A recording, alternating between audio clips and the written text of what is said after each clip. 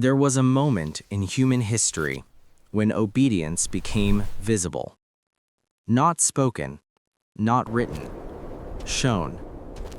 It appeared on the head. Until then, hair had grown freely. Time was allowed to accumulate. Memory was carried openly. But when power learned to fear continuity, it needed a way to separate those who remembered from those who could be controlled. And so the divide was created: the unshorn and the obedient. The unshorn were not rebels by choice. They were threats by existence. They carried proof of time, of survival without permission, of identity that could not be reset. They moved slowly. They did not rush to please. They did not need constant approval. Their hair marked them as uninterrupted. And interruption is the first demand of authority, because a person who remembers too much is difficult to command.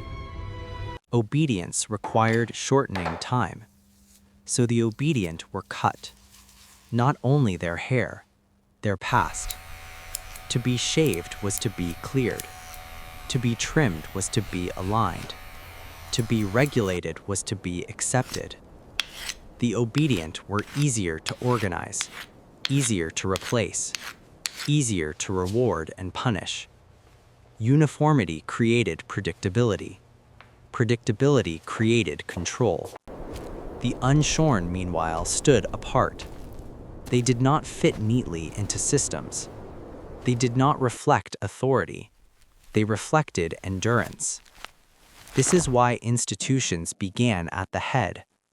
Armies shaved first. Prisons shaved first. Servants shaved first.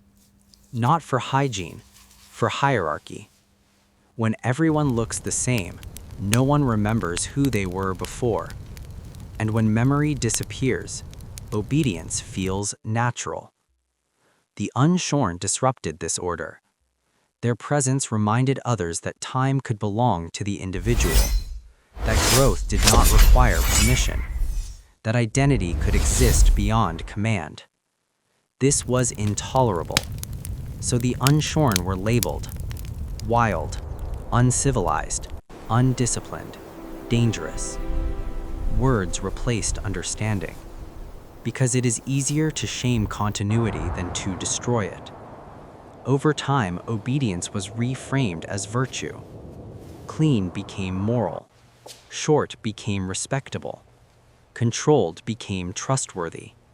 And the unshorn were pushed to the margins. Hermits, outcasts, mystics, rebels. Always present, never central. Yet in every era, when systems became too rigid, when authority became hollow, the unshorn returned.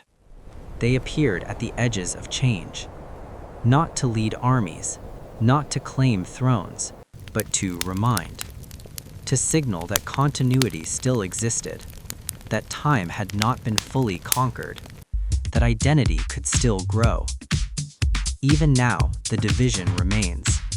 You can see it without being taught. Who is regulated? Who is allowed to grow? Who must present obedience before being trusted? Why do institutions still begin at the head?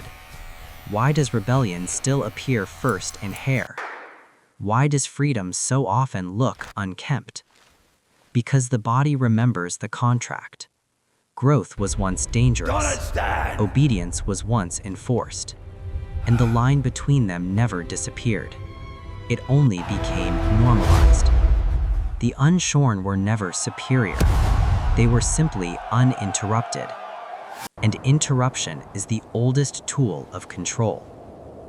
In the next episode, we will uncover why rulers feared this so deeply, and why kings feared hair more than weapons.